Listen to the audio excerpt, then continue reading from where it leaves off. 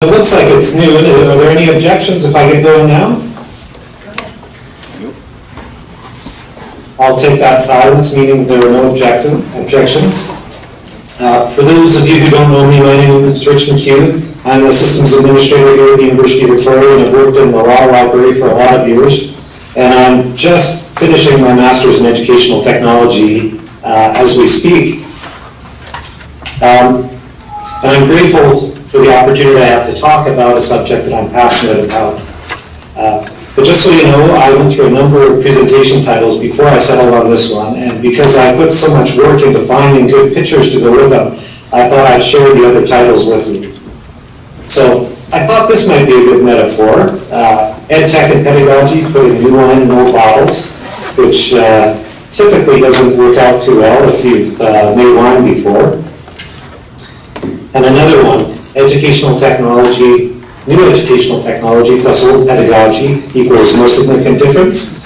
And this is a nod to two educational technology academics we'll talk about in a minute, Richard Clark and Robert Cosman.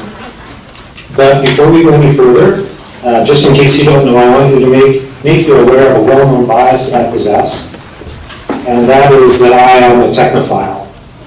I'm known to my colleagues, families, and friends as a technology early adopter, but I also consider myself a pragmatist.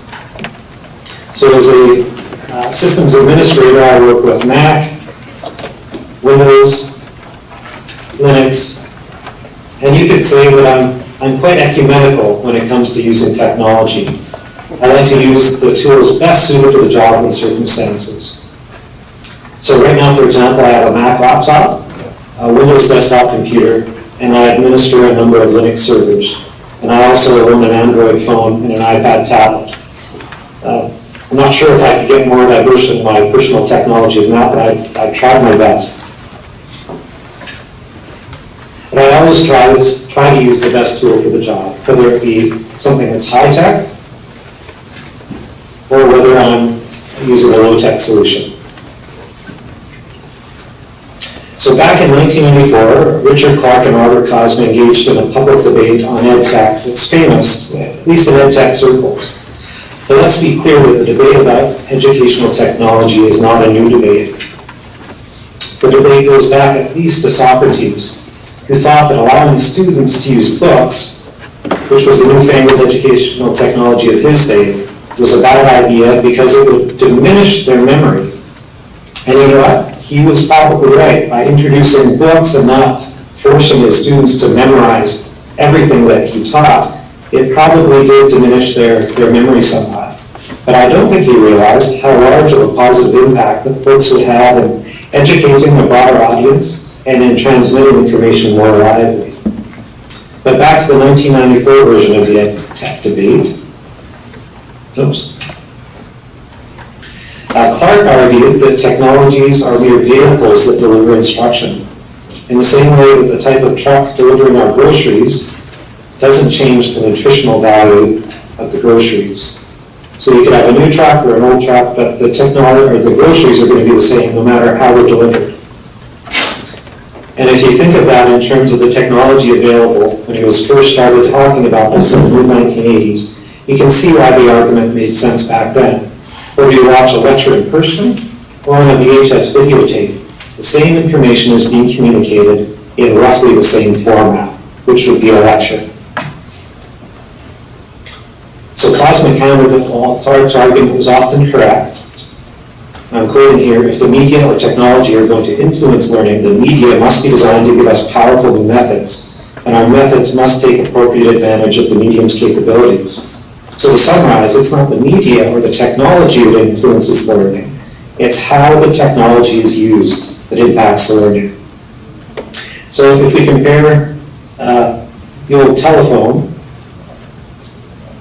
with a modern smartphone, the modern smartphone, while wonderful, doesn't significantly improve on voice calls. So if you're just swapping out a cell phone, a modern smartphone for a telephone, you might get a little bit higher voice quality, but really it's not going to make a huge difference.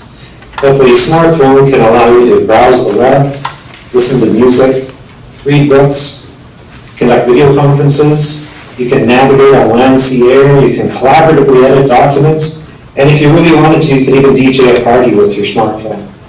So the new smartphone technology definitely gives us powerful new methods, as Cosmo put it, by going far, far, far beyond providing a simple voice call. When Clark defended his argument that the delivery media for instruction usually doesn't make a difference, the instructional technology landscape was much different. VHS videotapes were the primary means of watching on-demand educational videos. MS-DOS was the dominant operating system of the time, and I know that's not a DOS computer, that's just the first computer I really used in school, so I like to put it up there. And dial-up modems were state-of-the-art, and Microsoft Word looked like this. And I suspect that in his era, Clark's assessment that technology doesn't improve instruction was true most of the time, given how people used the technology in the 80s. On the other hand, with 20 plus years of maturation and significant improvements in bandwidth, hardware speed, and authoring tool usability, technology is now in a position to make a large positive impact on the delivery of instruction by enabling new pedagogical or ways of teaching, like blended learning, which is a mix of face-to-face and online instruction, and problem-based learning with virtual simulations and collaboration. We have increasingly realistic simulation hardware and software, like the medical simulators, Oculus Rift virtual reality goggles, weird-looking telepresence robots, and MakerBots to help bring our virtual creations into the physical world. So while the passage of time has been kind to the pro-technology arguments of Cosmo, it's important to remember that Clark was correct to argue that no matter what new technology we use, if we don't also change the way we teach or the pedagogy, the educational outcomes will stay roughly the same. So if an educational technology project success means that student outcomes improve, then we need to make sure that we're taking advantage of the new affordances of the technology to improve the way we teach and not just mimic the old way we use the old technology. Of course, there are other reasons to implement EdTech other than to improve student performance, things like broadening access to education and streamlining administration and saving costs. So an example of this was a study that was conducted at the University of North Texas, where a comparison of student retention of information literacy skills was measured between sections instructed using a traditional face-to-face class, a blended class, and a completely online class. Oops. And in each of the three classes, the instructional materials and pedagogy were kept as uniform as possible. So what were the results? Unsurprisingly, the researchers found that there was no significant difference in the information literacy skills retention between the three different delivery methods. The delivery methods were different, but the study authors went out of their way to make the content as consistent as possible. And as a result, the outcomes from each group in the study were almost identical. Fortunately, this isn't the way that most people actually teach when they move to a blended teaching method, for example. There was a large meta-study conducted by the U.S. Department of Education, or in a large meta-study conducted by the U.S. Department of Education, blended classes were found to have a statistically significant higher summative assessment scores than face-to-face classes, about 1.5% to 2%. But given the lack of information about the pedagogies or teaching methods used in the hundreds of studies they analyzed, they stated that the observed advantage for the blended learning conditions is not necessarily rooted in the media use per se, and may reflect differences in content, pedagogy, and learning time. So if you have a piece of paper handy, or if you're still on that Google Doc that you went to at the beginning, if you could just write down one or two teaching methods that you use most often when teaching, or if you don't teach yourself, the pedagogies that you see being used most often at your school. I'll just give you 10 or 15 seconds to do that. And if you want to put it in the Google Doc, that would be great, so we can sort of see what things are happening at different schools. It can be anonymous, you don't need to put in your name, of course. I'll just give you 10 or 15 seconds to do that.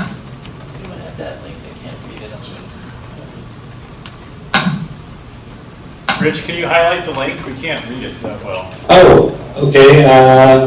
Just highlight it with your cursor. Yeah.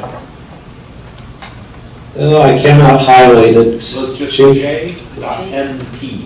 Yeah, j.mp/CALI2015. Okay, got it. Thank you.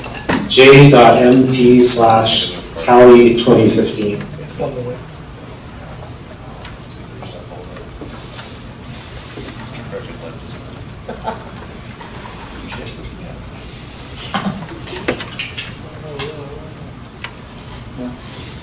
So we'll come back to that in a minute. So if, go ahead and put your stuff in there, but I will move on.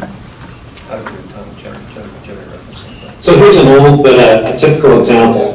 Almost always in the early adoption of new technologies, we don't take advantage of all the new capabilities available to us and tend to mimic the activities that we're familiar with, at least right away.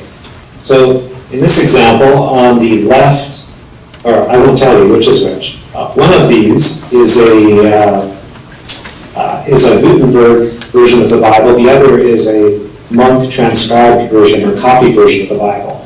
Does anyone want to guess which is which? So which is the left? Is it Gutenberg or monk?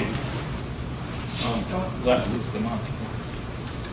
Sorry, did someone? Monk on the left. I think the left is the monk. Yes, you are correct. You're better than I am. Couldn't tell the difference between the two. And it's weird to me that, well, initially anyways, it was a little bit odd to see that Gutenberg put so much time and effort in drawing and making his beautiful, but when you think about it, that's what people were expecting to see when they purchased a book. I think eventually Gutenberg figured out that in the long run he was better off just printing things out and foregoing the beautiful artwork around the margin, and made a lot more profit by selling in volume rather than these craft beautiful books. But it took him a while to figure that out, I guess is my point. So, this beautiful PowerPoint slide here is very text heavy, doesn't have any image on it. And this is an early version of what you tended to see when PowerPoint was new and when digital projectors were new. And why did they look like that? Why didn't they use a lot of imagery, at least initially? If we think about what came before the PowerPoint slide, which was the overhead projector, typically they were text-heavy slides to be able to share everything with the classroom.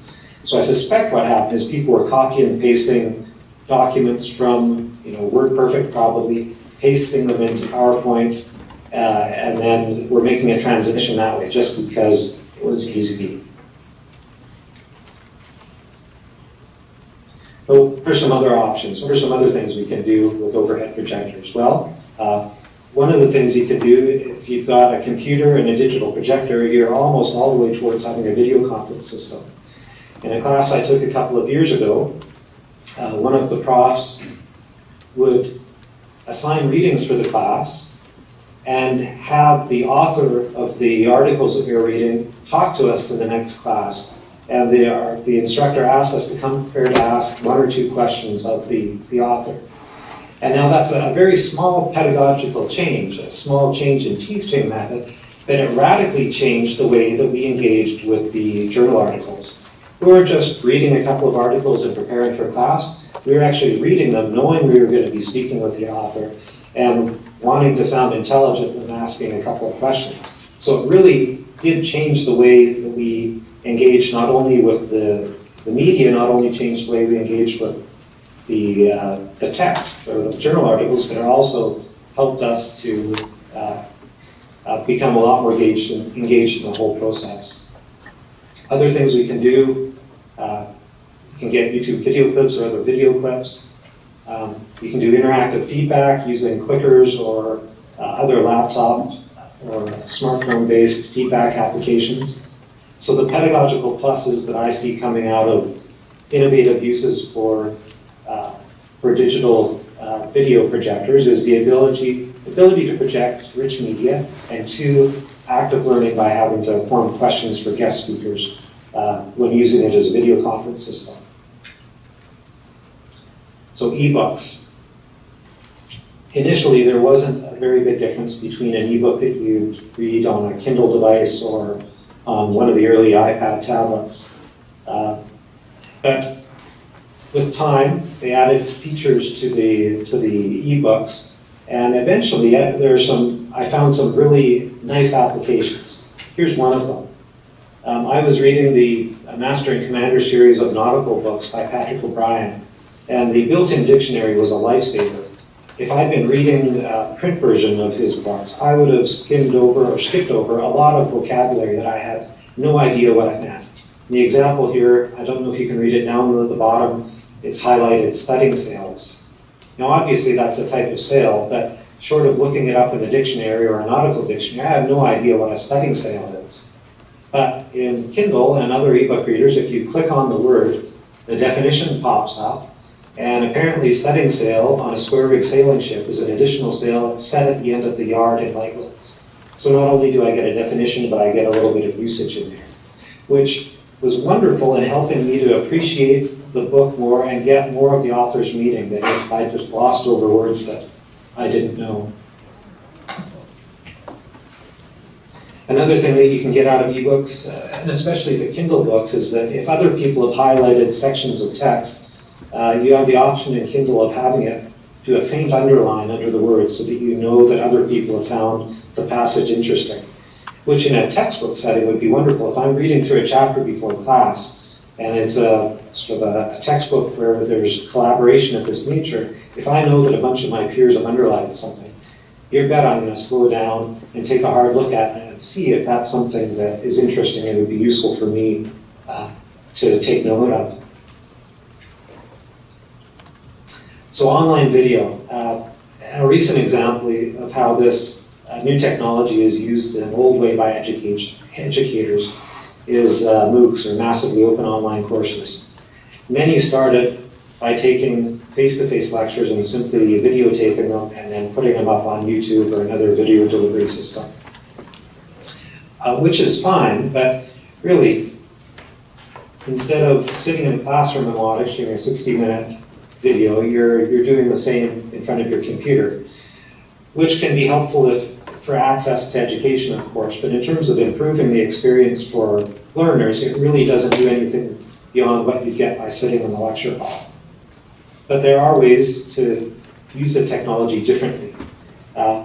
One of the things that you can do is break up the videos into smaller chunks and then add audio and visual elements to the videos so that you're not just looking at a person standing in front of a chalkboard, and divide it into shorter segments. So instead of a 50-minute lecture, this is a 4.5-minute segment that's interspersed with instruction and exercises, which research has shown is much more effective than watching a long section of video. If you're able to chunk it out and put smaller sections of video and interleave that with exercises, the students are going to be able to remember the content much longer than if they were watching just a straight 15-minute video. So here's a class website, Circa 2004, and this is actually one that I helped create way back when. But it's basically a syllabus and course handout website, which for the day was a good first step. But what are some of the possibilities now? Well, we've got Moodle and Blackboard and other LMSs that can help facilitate, for example, as we were looking at before, delivering video and exercise content in a format to help students retain the information longer. And not only that, but the instructor or the professor can look at activity completion rates. So this is from a Moodle website. There's a little activity completion button you can press as the instructor. And then on the right-hand side, you have a list of the number of times each of those elements of the class have been accessed. And if you want to, you could drill down and see which individual students have accessed it. So if there's a student that's struggling, you could actually go back and see, well, they didn't actually do any preparation for class, they didn't watch the videos, they didn't do the exercises, so when you meet with that student, you can encourage them to do some of those sorts of exercises and activities before class to help bring up their marks. Again, you would probably have a different conversation with that student if you know that they have been doing all these things and are still struggling. So the pedagogical pluses that come out of using learning management systems in this way is that you can interleave instruction and exercises, and the instructor can encourage students who are maybe not preparing as well as they should. There are also many interesting new web applications for education. I'm only going to focus on one that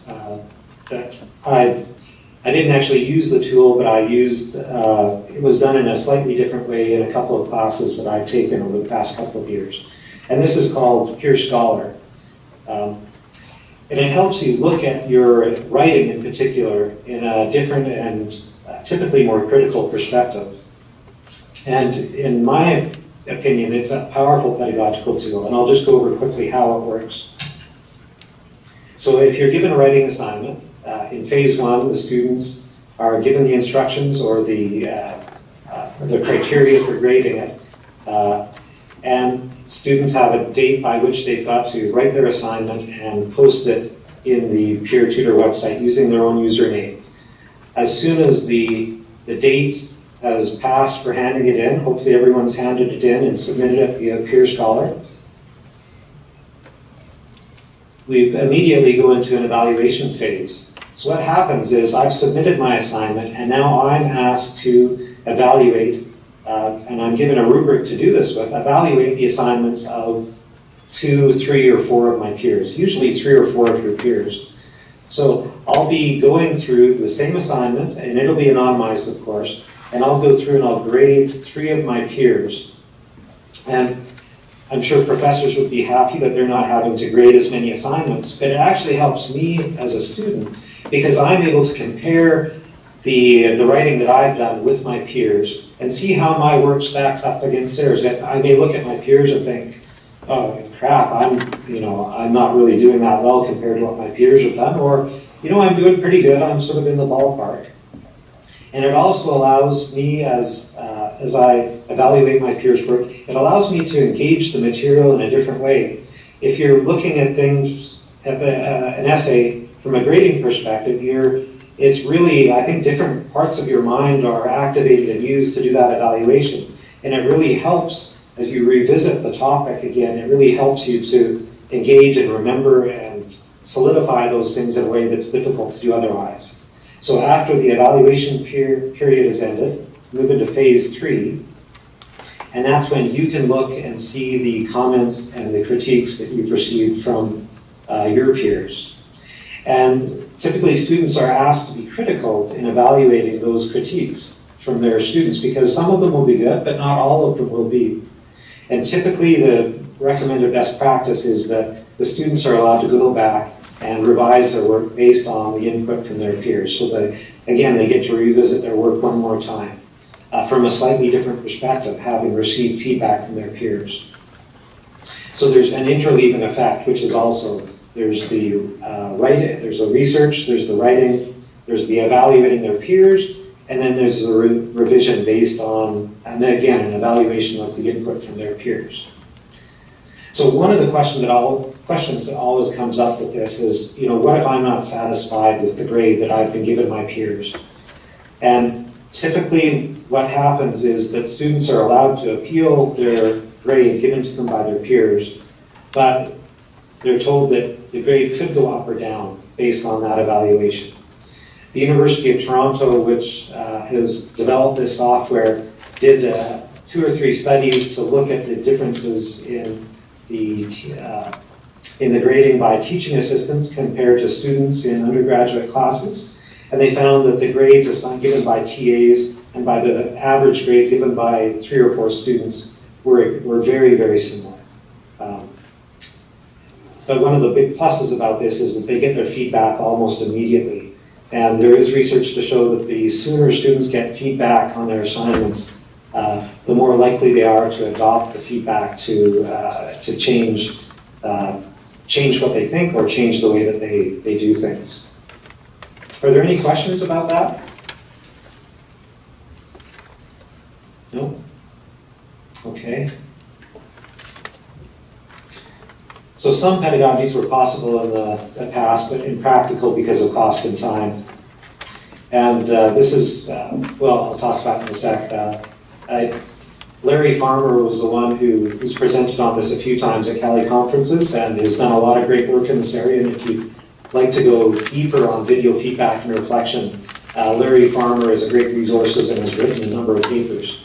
But before digital technology was widely available, it was an extremely labor-intensive process. You'd have to get your camera, you'd have to have tapes, students would have to do the taping, the tapes would have to get to the professor would have to rewind and try to find where on the tape the student performance was or the student interview was in the case of an interview class. And as a consequence, it just wasn't used very often because of how much time and effort was put into it. And now digital tools have made it much easier. This is something, a free tool put out by the University of Minnesota called VideoAnt. And what it allows you to do is upload videos to YouTube, and it can be done privately if you want. And then you put the URL in VideoAnt, and you can annotate the videos at different points. So these little hash marks up top are annotation points in the video, and you can scroll this right panel. So you can scroll down to a particular annotation, click on that annotation, and it will take you to that point in the video. So in the case of an interview class at law school where students are practicing interviewing and doing simulations with their peers, if they're doing an interview and they're focusing on empathy, they could record themselves, upload it to YouTube, go into VideoAnt, and then bookmark points in the video where they've shown empathy. And they could maybe comment like, I showed empathy, but I should have looked a little bit sadder. And then the professor can come in, and instead of watching the whole video, he can click on that comment, go to this point in the video where that happens, and then he can put a comment underneath that saying, yeah, a bit more of a sad face would have been good, but you did a really good job reflecting their, what they said or something like that. So it takes that video reflection process and makes it so much more easy given the technology that we have. And the barriers to entry are quite low now. When Larry Farmer initially implemented his system, he had to hire programmers to do it. Nowadays, there are free or near free tools that can be used to do the same thing.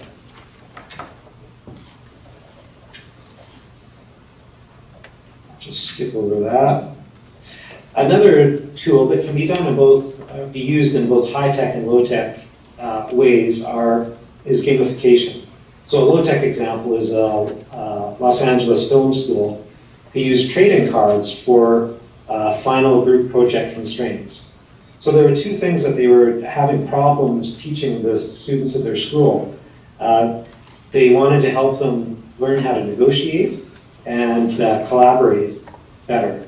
Or more effectively. So what they did is each student was given a card that allowed them to use a technology or an effect in their movie, and then they had to negotiate and collaborate with people to group together enough cards so that they could create a good film and get a good grade on it for their final project.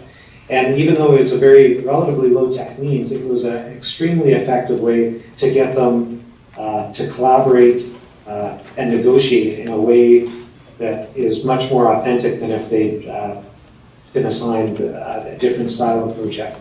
So the pedagogical plus that comes out of this is higher engagement levels and an experiential learning as well that is much more realistic. Here's an example of a digital, and this is a game, but it's actually quite helpful in teaching people about epidemics and plagues, because the epidemic model used by this game is quite realistic. So I saw my son playing this last summer, and I naively thought that he was trying to save the world with this game. Little did I know that actually the object of the game is to try to create a virus or bacteria that can overrun the world and kill everyone. But the interesting thing is the net effect is the same. He actually learned much more about viruses and disease transmission than he ever would in a grade 9 or grade 10 science class, because he put so much time and effort in this game, and because for whatever reason the developers of the game made it fairly realistic and using things that I'm sure they tweaked it a little bit, but using things that are quite realistic in the gameplay. So the pedagogical pluses by using a technology-heavy game like this would be expanded learning time and student engagement. One thing to note with games like this is the games that are explicitly created with an educational purpose in mind, if the students perceive that that is the purpose of the game, typically they are not as successful in being used and played by the students outside of what they're required to do for the course. So just a little note on the side. Another example are case studies. Back in the day when I was a Bachelor of Commerce student, we used lots of paper-based case studies. Not surprisingly, there are lots of digital versions of case studies that you can use, and you can play them individually against the computer or play against other groups. And in terms of learning and engaging with something like this, the ideal scenario is if you have one group of students at one institution, say a business school, playing against another group at, say, BYU or MIT versus Harvard, for example. If you pit teams against each other from different institutions, the time that students put into it and the effort and the engagement levels go through the roof, just night and day. Team competition can be a powerful tool. We see this in moot competitions, but there are other ways you could maybe do moot-type competitions without having to bring people together. It could use simulations to do it more easily and more readily, sort of like the video example. You can do moot competitions between schools in the past, but usually involved airfare and bringing people together. Using digital tools, you can do that on a much lower cost basis. And you can, consequently, you can do it more frequently in class. So, if you could just take a few seconds now and think about a pedagogy that you'd like to try out with or experiment with. Or if you don't teach yourself, if you're helping other people teach a pedagogy or a teaching method that you'd like to maybe see used at your school. It could be something that I've covered here or something else that you've heard about in the past. And then I'd like you to take 1 minute just talking to your neighbor about that new teaching method and how you think it might be helpful at your institution. So I'll give you 60 seconds just to discuss with your neighbor. Don't be shy if you've got a neighbor.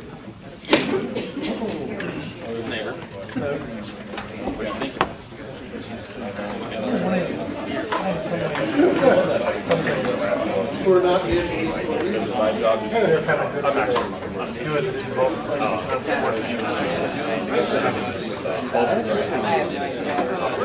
Where hole in your answers, kind of like Jeopardy, but it's really interesting thing about something. They don't need to imagine how to I'm trying to imagine what a professor I can see this. I know.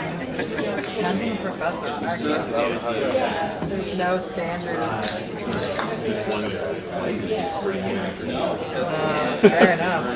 I really like that. Right, but he's into like property. That's kind of brilliant. Even if it's not an actual grade, this doesn't matter. As long as they can get that. But yeah, you're right. If they don't, because they're already pro bono-based program. My favorite example. It's a game, but you will spot extra to figure out how to do it. I mean, you can cooperate. I don't know how you're going to let lost.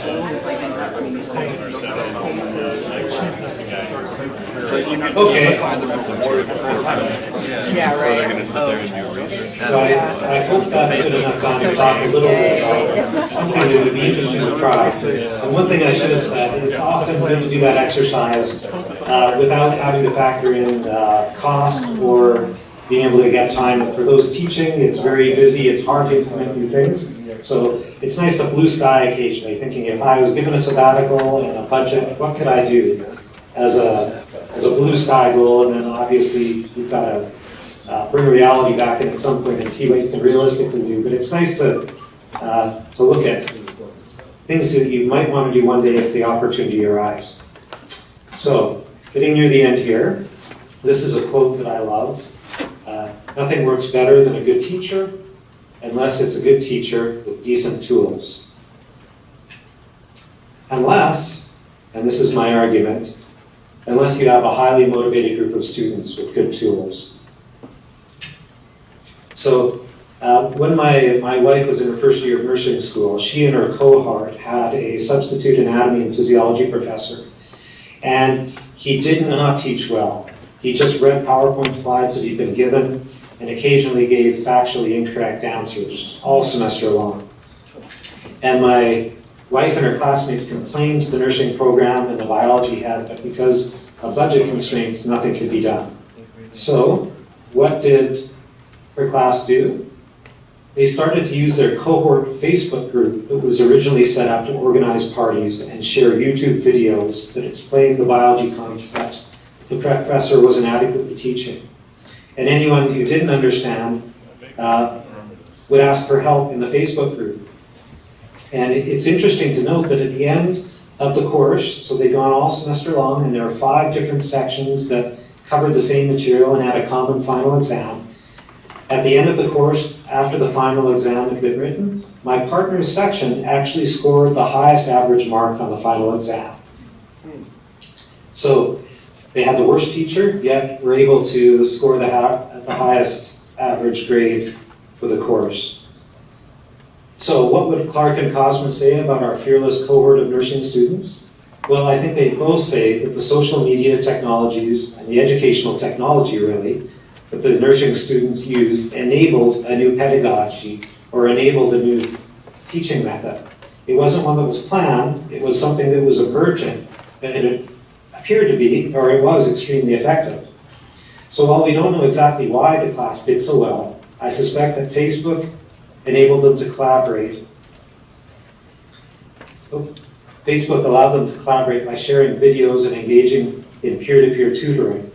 And they probably spent more time working on the class than otherwise because they felt that they'd fail on the final exam if they didn't. They were able to crowdsource the educational videos and peer tutor each other in order to make up for what they were not getting from their teacher. And that led to an A- class average overall. So, how can we increase the success rates of our EdTech projects? The short answer is that if we implement new educational technology and use the same old pedagogy or teaching methods, we probably won't see student performance improve. That doesn't mean the project failed, of course, but it may not be seen as a success either. That said, it's important to remember that, as we discussed earlier, there are reasons to implement new educational technology other than to improve student performance. Things like access to education and cost savings. On the other hand, if you've used a new educational technology to take advantage of a new teaching method that it enables, then we might see an increase in student performance. So how should we proceed from here with new EdTech projects? Do some research. Read up in EdTech studies and in law and professional school journals. Find out what's worked. Find out what hasn't worked.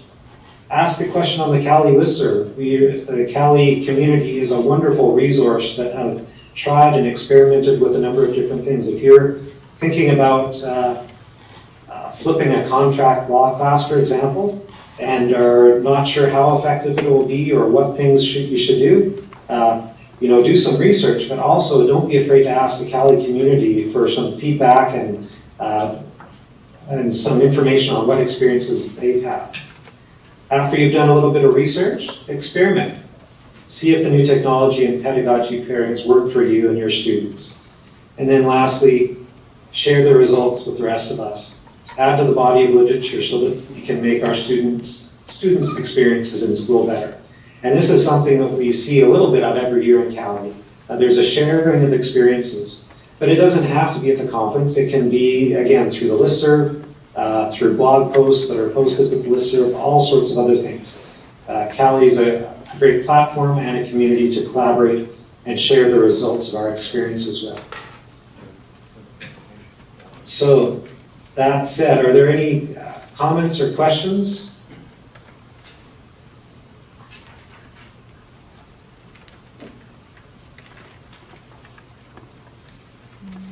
We don't want to say. Don't be afraid, I won't bite. Rich, we don't want to say that the Cali conference isn't important, though. No, no, of course. We all need to be here. Yes. Well, this year I really did have budget problems. Last year the World Cup was just too much of a temptation. Last year I got the opportunity to go to Brazil for the World Cup in a pretty inexpensive manner, so I couldn't pass that up. But I'm glad I could be here virtually this time. We're glad we can see you. Well, I have a question for you, Rich. You mentioned using closed Facebook groups to share class materials. Have you utilized that in your courses or with faculty at your institution? Actually, we haven't used it officially, and we're in a bit of a peculiar situation here in British Columbia, in our province in particular, in that we can't ask our students to use a resource that is hosted outside of Canada unless they give their explicit consent. But I know that in my wife's case and in a lot of classes, there are Facebook groups that have been set up by the students and for the students. And actually, one professor here was accidentally included in a conversation on Facebook that wasn't meant for them because they had a back channel going during the lecture. And after the fact, the student apologized, saying that that wasn't meant for public consumption, that they posted it onto the wrong page. But I think a lot of it is happening in the background.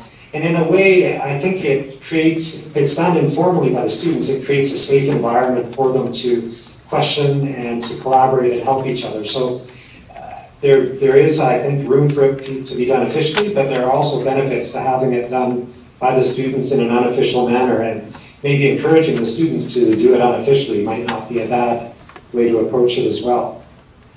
I've actually had a professor from library school who uses Facebook groups, and I've only participated since I graduated, but she had me come in as a guest speaker, and she keeps the same group available to students whether they graduate or whether they're entering it. It's opt-in, and she just shares a ton of links and encourages discussion. So sometimes she has guest speakers like myself who will notice that a question suits my expertise, so I'll answer a question. So she can kind of bring in a lot of people over time, students who've already taken the course, who find it still something that they're using. She does a web design course, so it's always changing and it's very valuable as a resource. I still enjoy being a part of it. Well, and that's a wonderful example of helping to differentiate learning, because by having that recorded spot for people to go to and look at past classes and questions that have been asked, if someone's struggling, that's a place they can go. If I'm perfectly fine, I don't need to go there and look things up, but for someone who's struggling, that can be a wonderful resource for them. That's a great idea. Do you have any suggestions for free tools for gamification? What type of gamification were you thinking of? Like online games or? Yeah, online games. I think a couple of Callies ago, there was a session on gamification.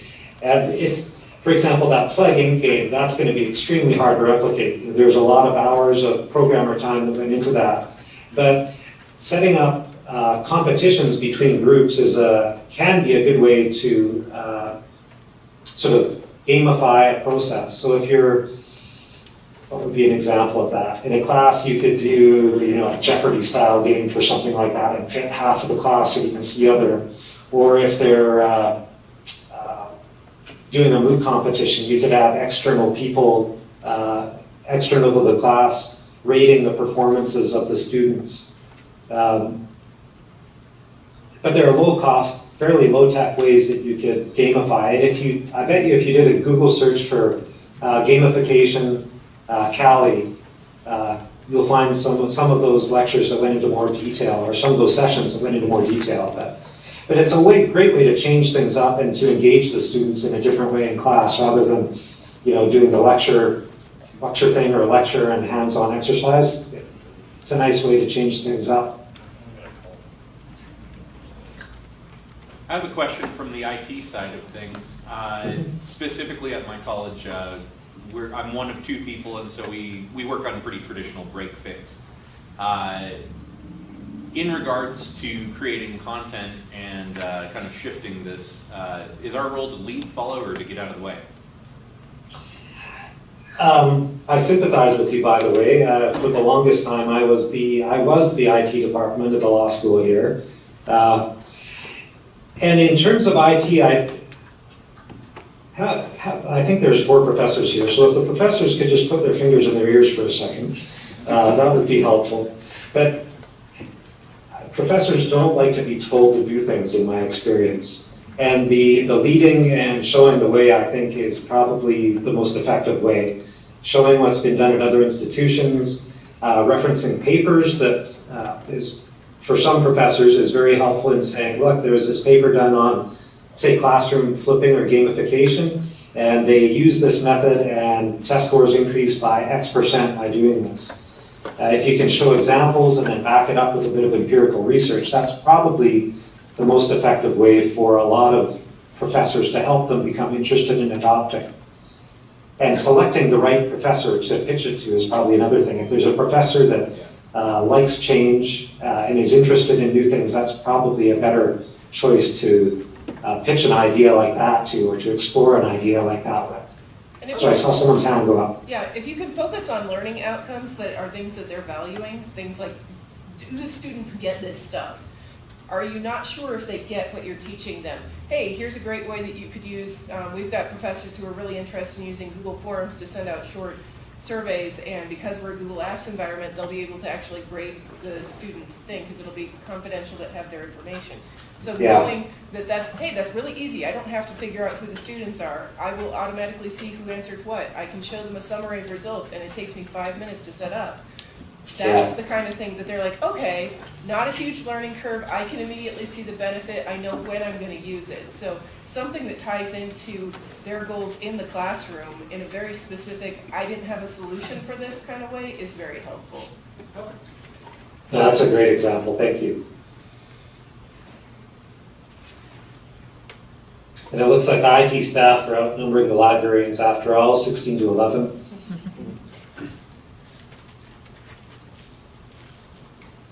Well, if there are no more questions, I'll stick around here for a little bit, but give you guys a jump on the snack break, I'm sure, that's waiting out in the hallways. Say hi to John and Elmer for me. And thank you very much for coming and participating today. Thank you.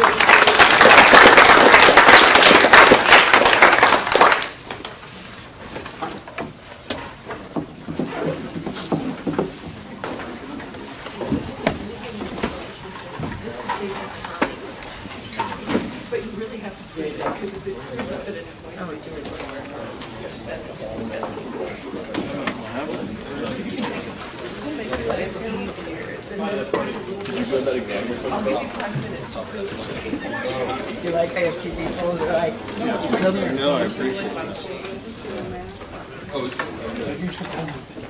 right?